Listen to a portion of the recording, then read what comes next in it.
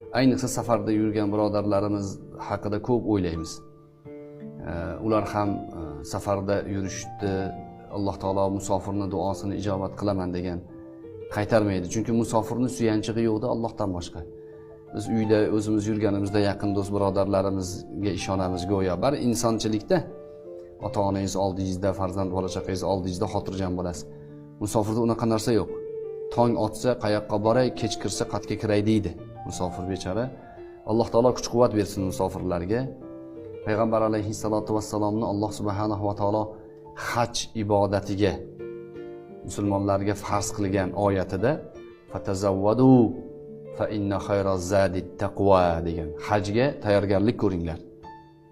Yemishinglarni, ichmishinglarni olinglar, kiyim-kechaklarni hozirligini ko'ringlar, ot ulovni tayyorlanglar.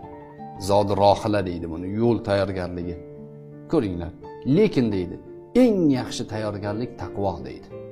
Allohni esdan chiqarmaslik kerak. Musofir odamni yori Alloh. Hamma ham suyansa Alloh haqiqiy do'stligini biladi-da, musofir boshqa suyanchig'i yo'q.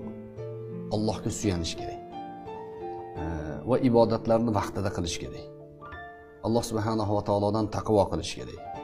Rizq ekan deb haromga qo'l urmaslik kerak.